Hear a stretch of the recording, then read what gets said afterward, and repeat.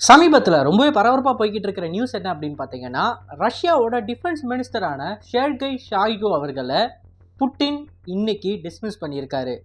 இவரை டிஸ்மிஸ் பண்ணதுக்கு அப்புறமா ரஷ்யாவோட அடுத்த டிஃபென்ஸ் மினிஸ்டர் யார் அப்படின்னு பார்த்தீங்கன்னா, அவர் ஒரு சிவிலியன். இன்னைக்கான காணொலியில் நம்ம எதை பற்றி பார்க்க போகிறோம் அப்படின்னா, எதற்காண்டி ஷெர்கை ஷாய்கு அவர்களை டிஸ்மிஸ் பண்ணணும். 2 வருஷமாக இந்த ரஷ்யா யுக்ரைன் போரை நடத்தி கொண்டு போய்கிட்டு இருக்காரு.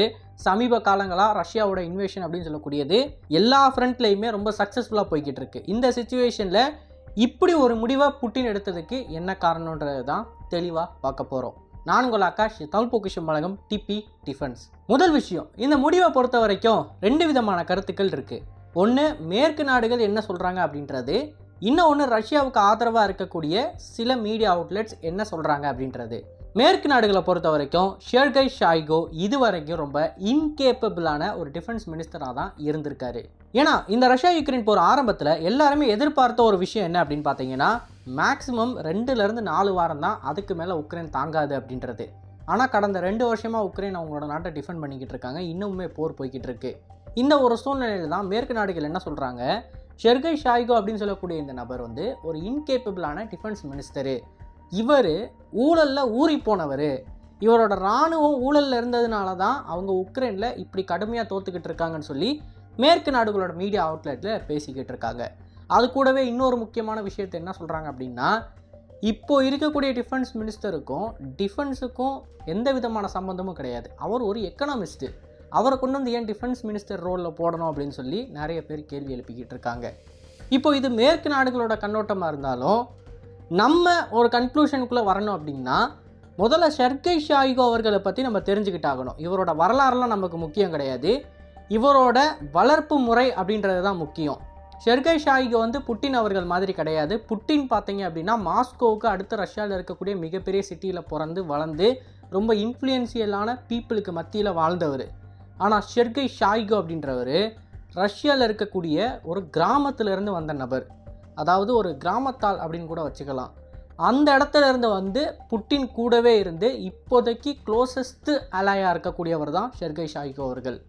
இவ்வளவு தூரம் இவர் கிராமத்திலேருந்து வளர்ந்துருக்காரு அப்படின்றப்ப அந்த நேட்டிவ் இன்டெலிஜென்ஸுன்றது இவருக்கு எந்த அளவுக்கு அதிகமாக இருக்கும் அப்படின்றத நம்ம இந்த இடத்துல உற்று நோக்கியாகணும். நேட்டிவ் இன்டெலிஜென்ஸ்னால் சிம்பிள், நீங்கள் சிட்டியில் வளர்க்கப்படுற ஒரு நபருக்கும் அவரோட இன்டெலிஜென்ஸுக்கும், வில்லேஜில் எதுவுமே தெரியாமல் வளர்கிற ஒரு நபருக்கும் அவரோட இன்டெலிஜென்ஸுக்கும் இருக்கக்கூடிய வித்தியாசத்தை தான் நம்ம நேட்டிவ் இன்டெலிஜென்ஸ் அப்படின்னு சொல்லுவோம். இப்போ சிட்டியில் எல்லாத்தையும் பார்த்து வளர்ந்த நபரை விட சில சமயங்களில் கிராமத்தில் இருக்கிறவங்க ரொம்ப புத்திசாலிகளாக இருப்பாங்க. ஸோ அதை தான் நம்ம நேட்டிவ் இன்டெலிஜென்ஸ்னு சொல்லுவோம். அப்படிப்பட்ட ஒரு நபர் தான் ஷெர்கை ஷாய்கு அவர்கள். இவர் டிஃபென்ஸ் மினிஸ்டர் போஸ்டிங்கில் இருந்தப்போ கடந்த 2 வருஷமாக நடந்த இந்த பேட்டிலில் ஆரம்பத்தில் பார்த்தீங்க அப்படின்னா ரஷ்யாவுக்கு மிகப்பெரிய தோல்விகள் இருந்துச்சு. குறிப்பாக சொல்லணும் அப்படின்னா செப்டம்பர் 2022 ஆரம்பித்து அக்டோபர் 2023 வரைக்கும்.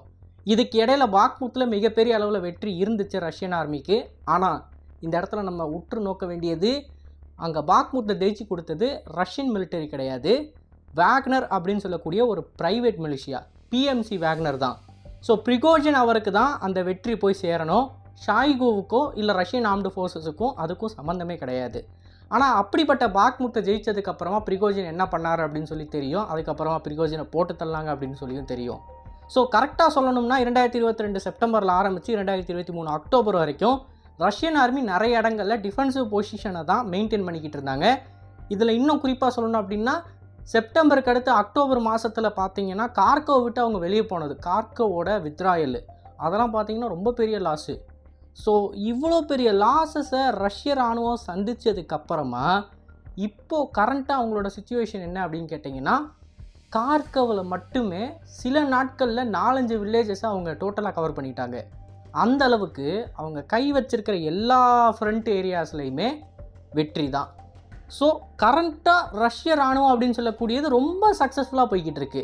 இப்போ இந்த இடத்துல தான் நமக்கு ஒரு முக்கியமான கேள்வி வருது.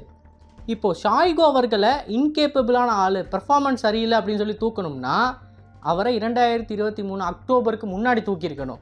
பாக்முத்தை பிடிக்கிறதுக்கு முன்னாடி ரஷ்ய இராணுவம் மிகப்பெரிய தோல்வி அடைஞ்சிச்சு இல்லையா, அப்பயே தூக்கியிருக்கணும். ஆனால் இப்போ ஏன் தூக்கணும்? ரஷ்ய இராணுவம் இப்போ எல்லா ஃப்ரண்ட்லேயுமே ஜெயிச்சுக்கிட்டு தானே இருக்குது. இந்த இடத்துல ஒரு கேள்வி வருது பார்த்தீங்களா?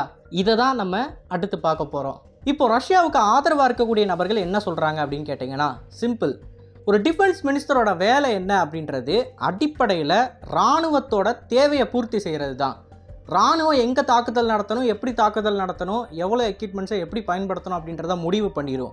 ஆனால் இராணுவத்துக்கு சப்போஸ் எதாவது ரீசோர்ஸ் தேவை அப்படின்னா, ஃபார் எக்ஸாம்பிள் இராணுவத்துக்கு இராணுவ தளவாடங்கள் தேவை, இல்லை இராணுவ வீரர்கள் தேவை அப்படின்னா அந்த தேவையை பூர்த்தி செய்கிறதுக்கு தான் கேபினெட்டில் ஒரு ஆள் இருக்கார், அவரோட பேர் தான் டிஃபென்ஸ் மினிஸ்டர். ஸோ ஷாய்கு அவர்கள் இதுக்கு முன்னாடி என்ன பண்ணியிருக்கார் அப்படின்னா, ரஷ்ய இராணுவத்துக்கு தேவையான உபகரணங்கள், அதாவது ரஷ்யன் மிலிட்டரி இண்டஸ்ட்ரியல் காம்ப்ளெக்ஸ் MICயை தான் கவனிச்சுக்கிட்டு இருந்தார். இது சம்மந்தமாக அவர் ஏகப்பட்ட மிலிட்டரி இண்டஸ்ட்ரியல் காம்ப்ளெக்ஸுக்கு போய் டேங்க் மேனுஃபேக்சரிங் நடக்கிறதையோ இல்லை ட்ரோன்ஸையோ இல்லை பாம்ஸையோ வேடிக்கை பார்க்குறத நம்மள நிறைய பேர் பார்த்துருக்கோம். ஸோ வேடிக்கை பார்க்குறதுன்னு சொல்கிறத விட அவர் இன்ஸ்பெக்ஷன் பண்ணுற மாதிரி நிறையவே இடங்களுக்கு போயிட்டு வந்திருப்பார். ஆனால் ஷாய்கு அவர்களை பொறுத்த வரைக்கும் அவருக்கு ஒரு பொருளை எப்படி மேனுஃபேக்சர் பண்ணி வெளியே தள்ளுறது, ஒரு இண்டஸ்ட்ரி எப்படி ரன் ஆகுது, எக்கனாமி எப்படி ரன் ஆகுது அப்படின்ற அந்த ஒரு அறிவு மிக தேர்ந்த அளவில் கிடையாது. கண்டிப்பாக இவ்வளோ பெரிய தலைவராக இருக்காங்க அப்படின்னா அவங்களுக்கு பேசிக்கான அறிவுன்றது இருக்கும். ஆனால் ரொம்ப தேர்ச்சி அடைஞ்ச அறிவு அப்படின்னு சொல்லக்கூடியது அவங்களுக்கு எக்கனாமி சைடில் இருக்காது. வெறும் மிலிட்டரி சைடில் டாக்டிக்ஸ் ரீதியான சில தகுதிகள் மட்டும்தான் அவங்களுக்கு இருக்கும். இப்போது இந்த இடத்துல தான் புட்டின் அவர்கள் என்ன பண்ணியிருக்காரு அப்படின்னா, ஸ்மார்ட்டாக யோசித்து இந்த சிவிலியனை உள்ளே கொண்டு வந்திருக்காரு. அதாவது இந்த சிவிலியன்ன்றவர் சாதாரண ஆள்லாம் கிடையாது, ரஷ்யாவில் இருக்கக்கூடிய ஒரு மிகப்பெரிய எக்கனாமிஸ்ட்டு. ஆண்ட்ரே அப்படின்னு சொல்லக்கூடிய இந்த நபர் தான் இப்போது கரண்ட்டாக டிஃபென்ஸ் மினிஸ்டராக பதவி ஏற்றிருக்காரு. இப்போ ஆண்ட்ரே ஒரு எக்கனாமிஸ்டாக இருக்கார், இவரை போய் ரஷ்யாவோட டிஃபென்ஸ் மினிஸ்டராக போட்டாங்க அப்படின்னா இது ரஷ்யாவுக்கு எப்படி பயனுள்ளதாக இருக்கும்னு கேட்டிங்கன்னா சிம்பிள். ரஷ்யாவுக்கு இப்போதைக்கு தேவைப்படுறதே அவங்களோட MICயை பார்த்துக்கக்கூடிய ஒரு தரமான ஆள் தான். MICன்றப்ப மிலிட்டரி இண்டஸ்ட்ரியல் காம்ப்ளெக்ஸை தான் நான் சொல்கிறேன். ரஷ்யாவுக்கு இராணுவ வீரர்கள் போதுமான அளவுக்கு இருக்காங்க, சண்டை போடுறதுக்கு தில்லும் அவங்கக்கிட்ட இருக்குது. இப்போது கரண்ட்டாக ரஷ்யாவோட இராணுவ வீரர்கள் டாக்டிக்ஸ் அப்படின்னு சொல்லக்கூடியதும் அதிகமாக இருக்குது. இப்போ இந்த மூணாவது பாயிண்ட்டை பற்றி இன்னொரு முக்கியமான விஷயத்தை நான் சொல்லணும். சமீபத்தில் உக்ரைனிய இராணுவ வீரர்களை பற்றி தனிப்பட்ட முறையில் சில இன்டர்வியூஸ் எடுத்திருக்காங்க. ஒவ்வொரு வீரர்கள் கிட்ட போய் ஒவ்வொரு ஃப்ரண்ட்டில் போய் இந்த இன்டர்வியூ எடுத்தது எல்லாருமே யார் அப்படின்னு பார்த்தீங்கன்னா நியூயார்க் டைம்ஸ், அப்புறம் CNN, BBC சொல்லக்கூடிய மேற்கு மீடியாஸோட சில கூட்டமைப்பு தான். இந்த கூட்டமைப்பு ஒவ்வொருத்தர்கிட்ட போய் பேசுகிறப்ப எல்லாருமே காமனாக சொல்லக்கூடிய ஒரு விஷயம் அப்படின்றது Russians have become more adaptive அப்படின்றது தான். அதாவது ரஷ்யர்கள் அவங்களோட டாக்டிக்ஸை மாற்றிக்கிட்டே இருக்காங்க. ஆரம்பத்தில் ஆமாம் நிறைய இடத்துல அவங்க தோற்று போய்கிட்டு இருந்தாங்க, நிறைய இடத்துல அவங்க சண்டை போட தெரியாமல் துப்பாக்கியை கீழே போட்டு சரண்டர் ஆக்கிட்டு இருந்தாங்க. ஆனால் இப்போது நிலைமை அப்படின்னு சொல்லக்கூடியது தலைகீழாக மாறி இருக்குது. இப்போ சரண்டர் ஆகிறதுலாம் யார் அப்படின்னு பார்த்தீங்கன்னா உக்ரைனியர்கள். ஏன்னா கரண்ட்டாக இப்போ அந்த பேட்டில் ஃபீல்டு எப்படி ஒர்க் ஆகுது, ட்ரோன்ஸ் எப்படி பயன்படுத்தணும், உக்ரைனியர்கள் எப்படி சமாளிக்கணும் அப்படின்னு சொல்லி ரஷ்ய வீரர்களுக்கு எல்லாமே தெரிஞ்சிருக்கு. அதனால் ரஷ்ய வீரர்களை டிஃபெண்ட் பண்ணுறதுல எங்களுக்கு மிகப்பெரிய கஷ்டமாக இருக்குது அப்படின்னு உக்ரைனிய இராணுவ வீரர்களே காமனாக எல்லா ஃப்ரண்ட்டில் இருக்கக்கூடியவங்களும் சொல்கிறாங்க. ஸோ இதிலேருந்தே நம்ம தெரிஞ்சுக்கலாம் அவங்க இப்போது எல்லாத்துக்குமே ப்ரிப்பேர் ஆகிட்டாங்க, ட்ரெயின்ட் ஆகிட்டாங்க அப்படின்னு. ஸோ 3 விஷயமே அவங்கக்கிட்ட ப்ராப்பராக இருக்குது அப்படின்றப்ப அவங்களுக்கு மெயினாக தேவைப்படக்கூடியது இராணுவ உபகரணங்கள் தான். ஆனால் இந்த இராணுவ உபகரணங்களை மேனுஃபேக்சர் பண்ணக்கூடியது யார் அப்படின்னு பார்த்தீங்கன்னா இண்டஸ்ட்ரீஸு. வெறுமனே மிகப்பெரிய இண்டஸ்ட்ரீஸ் இருக்கும், அவங்கெல்லாம் ரா மெட்டீரியல்ஸை வாங்கி ஒவ்வொரு உதிரி பாகங்கள் எங்கேருந்து வருதுன்றதை பார்த்து, அண்ட் அது மட்டும் இல்லாமல் ஃபேக்ட்ரியில் ஒர்க்கர்ஸ் இருப்பாங்க, அவங்களுக்கு சம்பளம் கொடுக்கணும், இப்படி ஏகப்பட்ட விஷயங்கள் காசு புழங்குறப்ப இந்த மணியை எப்படி ஹேண்டில் பண்ணணும்னு தெரிஞ்ச ஒரு எக்கனாமிஸ்ட் அங்கே போகிறது தானே லாஜிக்கலான பாயிண்ட்டு. அதை தான் புட்டின் அவர்கள் செஞ்சுருக்காரு அப்படின்னு ரஷ்யாவுக்கு ஆதரவாக இருக்கக்கூடிய நபர்கள் சொல்லிக்கிட்டு இருக்காங்க. ஸோ ஆண்ட்ரே அப்படின்னு சொல்லக்கூடிய நபர் ரஷ்யாவோட இராணுவ தலைமையில் அந்த இராணுவத்துக்கு தேவைப்படக்கூடிய உபகரணங்களை உற்பத்தி பண்ணுற MICயை பார்த்துக்கிறதுக்கு மட்டும்தான் இருக்காரே தவிர ரஷ்யாவோட இராணுவத்தில் இன்டர்ஃபியர் ஆகி ரஷ்ய இராணுவம் எப்படி சண்டை போடும் அப்படின்றதெல்லாம் அவர் தலையிட போகிறதில்ல. அது எல்லாமே அங்கே இருக்கக்கூடிய இராணுவ தளபதிகளோட வேலை. ஸோ இதுதான் அடிப்படை கான்செப்டே. அது மட்டும் இல்லாமல் 2 வருஷமாக ஷாய்கு அவர்கள் இந்த சண்டையை பார்த்துக்கிட்டு அதுக்கு நிறையவே அப்டேட்ஸை கொடுத்துருக்காரு அவரோட சைடில் இருந்து. ஸோ அவரோட இன்புட்டின் காரணமாக தான் இப்போது ரஷ்ய இராணுவம் அப்படின்னு சொல்லக்கூடியது இவ்வளோ பெரிய வெற்றி அடைஞ்சிக்கிட்டு இருக்கு. ஸோ டாக்டிக்கலாக அவர் ஒரு விஷயத்தை பண்ணிட்டு போயிட்டார். இப்போ ஸ்ட்ராட்டஜிக்கலாக MICயை பண்ணுறதுக்கு ஒரு ஆள் வேணும் அப்படின்றப்ப தான் ஆண்ட்ரேயை தூக்கி கொண்டு வந்திருக்காங்க. ஸோ இதுதான் கரண்ட்டாக நடந்துக்கிட்டு இருக்கிற நிலவரம். பட் இந்த ஒரு காணொலியில் நான் சொல்லக்கூடியது என்ன அப்படின்னு பார்த்தீங்கன்னா, எப்பயுமே ஒரு கதைக்கு 2 பக்கம் இருக்கும். ஸோ இந்த கதையில் இருக்கக்கூடிய 2 பக்கத்தில் ஒரு பக்கத்தை நான் சொல்லிட்டேன். இன்னொரு பக்கம் என்ன அப்படின்னு பார்த்தீங்கன்னா புட்டின் அவர்கள் தான். புட்டின் நம்மள நிறைய பேருக்கு தெரியும், ரஷ்யாவோட ஒரே லீடர். அவரை தவிர்த்து வேறு யாருமே இப்போ ரஷ்யாவுக்குள்ளே வர முடியாது லீடராக.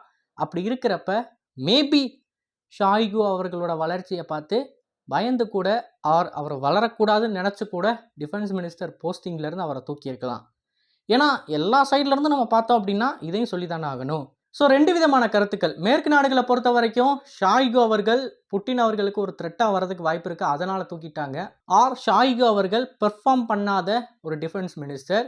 இன்னொரு பக்கம் ஷாய்கு அவர்கள் நல்லாவே பேஸ்மெண்ட்டை போட்டுட்டு போயிட்டாரு, அவருக்கு அடுத்து எம்ஐசியை பார்த்துக்கிறதுக்கு தான் ஆண்ட்ரே வந்திருக்காரு அப்படின்ற கருத்து. இதில் எதை வேணும்னாலும் நீங்கள் எடுத்துக்கலாம், ஏன்னா இது ஒரு டெமோக்ரஸி. உங்களோட கருத்து என்ன அப்படின்றத மறக்காமல் கமெண்ட் செக்ஷனில் பதிவிடுங்க. அண்ட் இது போல் நிறையவே தகவல்களை நீங்கள் தெரிஞ்சுக்கணும் அப்படின்னு நினச்சிங்கன்னா சேனலை சப்ஸ்கிரைப் பண்ணிக்கோங்க. நல்லதை இப்போ இருந்து நல்ல சமுதாயத்தை வணக்கம். நன்றி, வணக்கம்.